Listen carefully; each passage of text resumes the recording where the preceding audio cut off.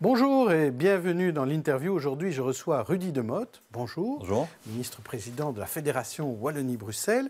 Alors, votre ministre Isabelle Simonis, ce matin, propose la mixité des cours de gym dans le secondaire. Est-ce que c'est une bonne idée? Est-ce que ça va, pour vous, encourager l'égalité des sexes? Alors, on sait que le débat sur les genres qui pratiquent la piscine, la gym dans des endroits différents a animé beaucoup les milieux, pas seulement politiques, mais les différents milieux sociaux en général. Alors, à titre personnel, je pense que c'est un thème qui mérite d'être posé. Donc, ce que fait Isabelle Simonis aujourd'hui, c'est déposer le thème sur la table. On n'a pas encore examiné en Conseil des ministres. Alors, je ne peux pas, en tant que président du gouvernement, dire à ce stade quelle sera la décision finale. Mais en tout cas, il y a une légitimité, on peut le dire, à poser la question. Vous voyez d'un bon œil ce ballon d'essai. Tout à fait, et surtout sur des disciplines sportives, quand on pense notamment aux cours de volley. Dans le sport, il y a des rapprochements. Et puis, surtout, ça permet de casser un peu les limites abstraites qu'on fait entre garçons et filles. Alors, on sait bien que dans toutes les disciplines, on n'aura pas les mêmes facultés d'opposer garçons et filles, mais il y en a d'autres dans lesquelles je trouve que l'harmonie est intéressante à découvrir. Et d'ailleurs, il y a très peu de sports vraiment mixtes, à part l'équitation, où là, c'est indifférent. Les autres, c'est toujours très structuré. Hier, je recevais à votre place Joëlle Milquet, 6 mois après son départ de votre gouvernement. Donc, elle va se plonger dans la politique bruxello-bruxelloise. Est-ce qu'elle va manquer à la Fédération Wallonie-Bruxelles? D'abord, c'est une personnalité attachante, au sens où elle a un engagement humain, elle est totalement investie dans ce qu'elle fait. Et c'est vrai que dans notre exécutif, bien que Marie-Martine soit quelqu'un qui est de belle qualité, elle avait sa place et c'est toujours difficile dans un cours d'exercice de changer de ministre, d'autant plus quand on a une personnalité aussi assertive. Et est-ce qu'elle a eu finalement raison de démissionner? Quand on regarde ça 6 mois après. Je ne peux pas me placer en lieu et place de Joëlle Milquet quand elle fait ce choix. Je sais que ça part d'abord d'un sentiment honorable. Elle n'a pas voulu, je veux dire, perdre du temps à entrer dans la polémique, mais en même temps, elle ressent des choses qui, sur le plan humain et subjectif, sont difficiles à vivre. Donc j'ai une forme, pas le mot compassion, mais d'empathie réelle pour ce que vivent les personnes qui connaissent ces moments de difficulté. Alors, passons au sujet de la semaine. C'est votre budget. Vous l'avez terminé, le budget 2017, vous l'avez terminé et présenté hier. Alors, globalement, d'abord, ce budget, il est encore en déficit. Il ne sera pas en équilibre en 2017, ni en 2018 apparemment. C'est plus difficile que prévu? Si on avait vécu dans un monde où le fédéral, d'abord par la nouvelle trajectoire financière, ne venait pas préempter sur les marges des entités fédérées, nous serions en équilibre. Si on vivait dans un monde où les paramètres macroéconomiques, croissance au rendez-vous, etc., étaient plus favorables, nous aurions effectivement davantage de facilité. Alors, on ne vit pas dans ce monde-là. On vit dans un monde où, au contraire, on a eu des surprises incroyables. Je vous en donne une. On nous a transféré de la compétence des hôpitaux universitaires. Donc, les hôpitaux universitaires dépendent de la Fédération Wallonie-Bruxelles. Eh bien, on ne nous a pas transmis les moyens pour parler, ne serait-ce qu'aujourd'hui, des charges du passé pour payer ces charges. Donc, on nous a donné des compétences sans les moyens et on nous a même retiré de l'argent pour exercer ces compétences. Donc, dans ces conditions, on a aujourd'hui un budget qui est en décrue par rapport au déséquilibre qu'on connaissait l'an dernier. On était à 246 millions d'euros, on est à moins de 200 millions d'euros. Et en même temps, on a répondu à des besoins, l'enseignement, la jeunesse de manière générale. On va en parler. Mais encore sur cette notion de budget, est-ce qu'à un moment donné, il ne serait pas temps de se dire la Fédération a le droit aussi de prélever des taxes? Alors, ici... Pour un peu équilibrer votre budget. La Constitution ne le permet pas. Mais vous avez raison, nous, on n'a aucune recette. On ne sait agir que sur un poste, c'est nos dépenses.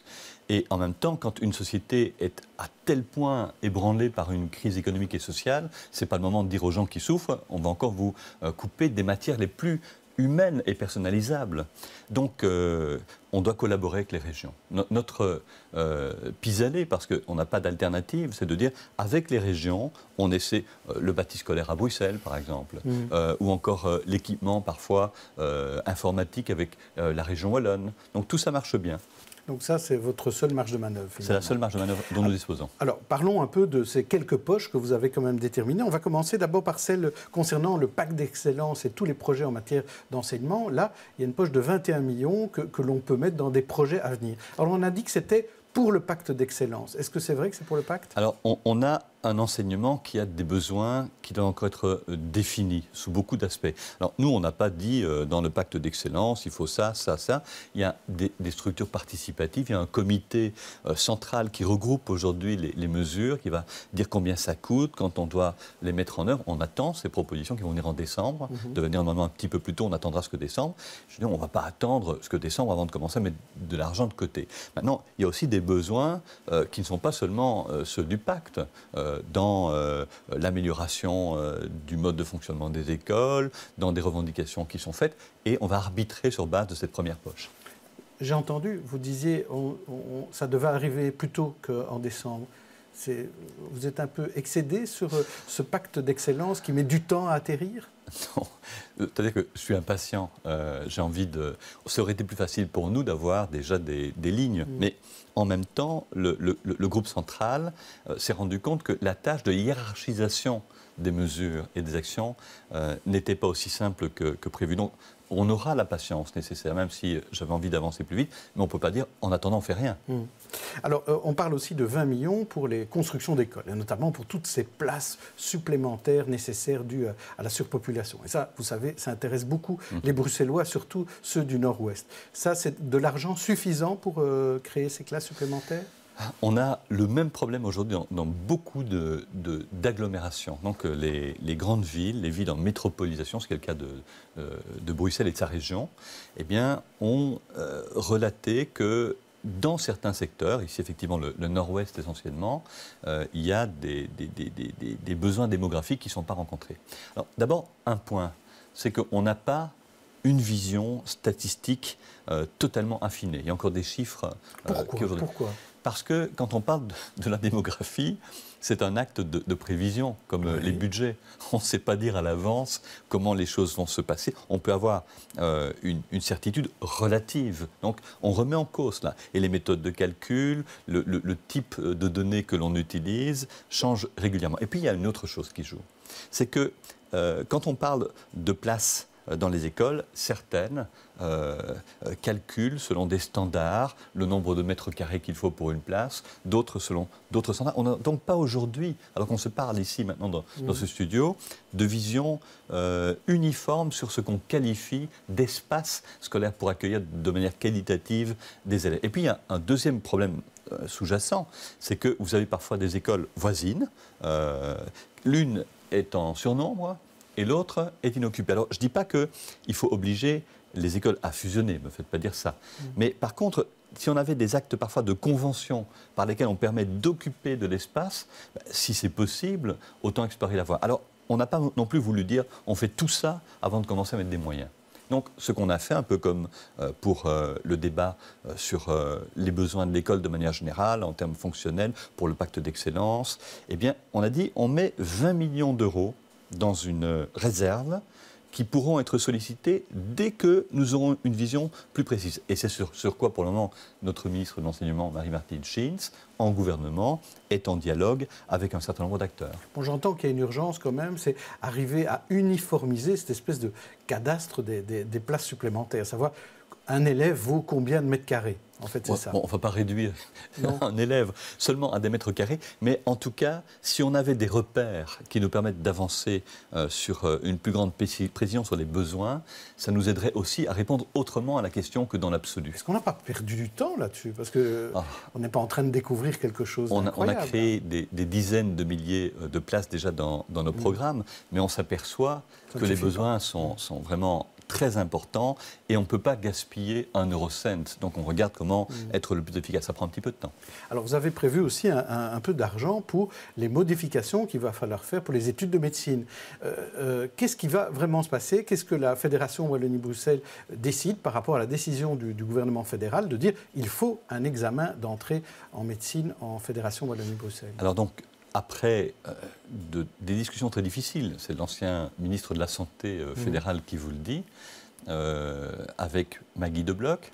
Maggie De Block qui est d'ailleurs un interlocuteur compliqué pour Jean-Claude Marcourt, parce qu'elle peut tenir un discours face à Jean-Claude Marcourt et dire, vous savez, ce que je pense moi-même n'est pas nécessairement ce que je vais obtenir au niveau fédéral. Mon parti, le VLD, n'est pas nécessairement dans une position où il y a une vision monolithique. Les autres partis de la majorité, CDNV, NVA pour les citer, ont peut-être encore une autre vision que la mienne. Qu'est-ce que vous allez faire? Et donc l'idée, c'est effectivement d'aller progressivement vers l'organisation d'un examen, j'entends dire, qui serait plutôt maintenant situé en début du cursus. Et puis, c'est de savoir si cet examen a effectivement l'effet que Jean-Claude Marcourt et nous souhaitons, c'est à savoir si le filtrage nous garantit des numéros INAMI au bout du compte. Et c'est là que le fédéral n'est pas clair. Pourquoi? Parce qu'il ne nous donne pas la garantie que quel que soit le mode de filtrage, on arrive à notre résultat. D'ailleurs, la preuve en est faite parce que Maggie De Block n'a pas suivi la recommandation de la commission de planification. On a augmenté le nombre, mais on n'a pas modifié la clé entre francophones et flamands, ce qui était recommandé par cette commission, qui est quand même une commission sur laquelle on peut suivre. Elle assurait les numéros UNAMI. Mais vous disiez donc, si on vous assure... Sur cette année, mais le Conseil d'État a déjà cassé une décision du fédéral. Pourquoi? Parce que le fédéral a pris un chiffre par arrêté qui n'était pas celui que la commission de planification recommande. On avait utilisé des données antérieures. Et je crois que la même fragilité juridique est encore aujourd'hui en cours. Mais donc, si on revient sur ce que vous exigez, c'est-à-dire la garantie de numéro INAMI pour les étudiants à venir, d'accord pour un examen, dans ce cas-là, en début de cursus, vous dites, pour ne pas dire examen d'entrée. J'entendais Jean-Claude Marcourt, qui est un homme qui a quand même une certaine connaissance du dossier, nous dire quel est le souci que nous avons aujourd'hui. Si nous faisons ça avec les mêmes techniques de filtrage que la Flandre, donc on dit, on prend un examen en début de cursus, c'est-à-dire un examen d'entrée, on fait la même chose qu'en Flandre, on prend les mêmes critères. Si on a des gens qui réussissent en fonction de ça, comment est-ce que vous allez fixer, limiter le nombre? Si on réussit l'examen, c'est qu'on est apte. C'est soit un examen, soit un concours. Voilà. Et donc, ça revient à un concours. Et si on a un concours, est-ce qu'on garantit que les besoins objectifs des francophones vont être couverts? On a le sentiment qu'on est un peu en train de mépriser aujourd'hui 4 700 000 francophones de Belgique qui ont des besoins avérés et qu'on ne rencontre pas. Vous ne partirez pas sans parler du fameux EPC, c'est-à-dire le cours qui a démarré hier dans les écoles primaires, le cours de philosophie et de citoyenneté. L'organisation a l'air plutôt moins chaotique que celle des règles des titres et fonctions dans le secondaire.